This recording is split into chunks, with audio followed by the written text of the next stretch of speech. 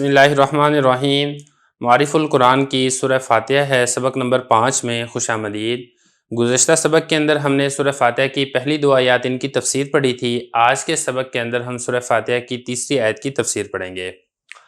देखिए, सूरह फ़ातिहा की जो तीसरी आयत है वो है मालिकी यौमिद्दीन। देखिए, जो लफ्ज़ है मालिकी यौमिद्दीन, ये जो मालिक है ये बना है मिल्क से, और डिक्शनरी के अतबार से मालिक ये कहा जाता है कि किसी चीज़ पर ऐसा कब्ज़ा कि उसमें अगर किसी किस्म का तसरुफ़ करना चाहे कब्ज़ा करने वाला तो उसको इस चीज़ का इख्तियार हासिल हो, उसके लिए तसरुफ़ करना ये जायज़ हो।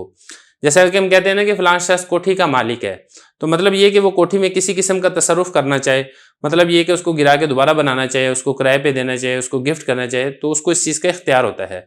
तो इसी तरीके से अल्लाह ताला को भी इख्तियार हासिल है। अब यौम कहते हैं दिन को, और दीन ये कहते हैं जज़ा को, बदले को। मुराद है यहाँ पर क़यामत का दिन। तो मतलब क्या बनेगा? मतलब ये है कि अल्लाह ताला की ज़ात ऐसी है जो क़यामत के दिन का मालिक है, यानी रोज़े जज़ा बदले वाले दिन का मालिक है। अब ये तो जिक्र हो गया कि मालिक है, लेकिन मिल्कियत किस चीज़ के ऊपर है ये यहाँ पर जिक्र नहीं किया गया है। तो मुफस्सिरीन रहमतुल्लाह ताला ये फरमाते हैं कि इसकी वजह यह है कि कल क़यामत के दिन अल्लाह ताला की जो मिल्कियत है वो उमूमी होगी। तमाम तर मखलूक़ात के ऊपर अल्लाह ताला की मिल्कियत अभी भी है, लेकिन उसका जो ज़ुहूर है वो क़यामत के अंदर होगा। तो इसी वजह से यहाँ पर उस मिल्कियत किस चीज़ के ऊपर है उस चीज़ों का यहाँ पर जिक्र नहीं किया गया है। अब यहाँ पर चंद बातें ऐसी हैं जिनको समझना ये ज़रूरी है। एक तो ये है कि जज़ा के दिन से कौन सा दिन मुराद है, एक बात ये है। और दूसरी बात यहाँ पर समझने वाली वो ये है कि मालिक हकीकी तो अल्लाह ताला दुनिया में भी हर चीज़ के मालिक हकीकी हैं, तो फिर क़यामत का यानी जज़ा के दिन का बतौर ख़ास जिक्र क्यों किया है? तो देखिए, जो पहली बात है यानी जज़ा के दिन से मुराद कौन सा दिन है, इसका जवाब यह है कि इससे मुराद है क़यामत का दिन। अब सवाल ही पैदा होता है कि क़यामत के दिन को जज़ा का दिन क्यों कहा गया है? देखिए, इसकी वजह यह है कि कल क़यामत के दिन अल्लाह ताला नेकी करने वालों की नेकी का और बुराई करने वाले की बुराई का बदला देंगे। तो चूंकि क़यामत के दिन बदला दिया जाएगा, इसी वजह से अल्लाह ताला ने यहाँ पे अद्दीन यानी बदले का लफ्ज़ जिक्र किया है। तो इससे इशारा इस बात की तरफ भी मिलता है कि ये जो दुनिया है ये दुनिया दारुल अमल है, दारुल जज़ा नहीं है। इस दुनिया के अंदर हर एक को इख्तियार है, चाहे वो अच्छे काम करना चाहे अच्छे काम कर सकता है, बुरे काम करना चाहे बुरे काम कर सकता है। अल्लाह ताला इस दुनिया के अंदर उससे बदला नहीं लेंगे।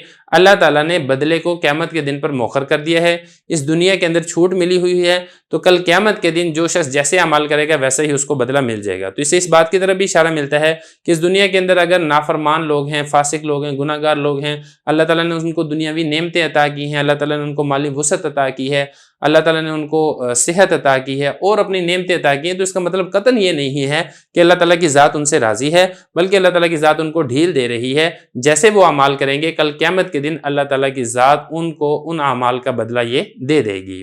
ये तो होगी पहली बात का जवाब। अब जो दूसरी बात है उसकी तरफ चले चलते हैं। देखें, जो दूसरी बात थी वो ये थी कि मालिक हकीकी तो दुनिया के अंदर भी अल्लाह ताला ही की ज़ात है, तो फिर आखिरत के साथ यानी क़यामत के दिन के साथ इस बात का जिक्र खास तौर पर क्यों किया गया है?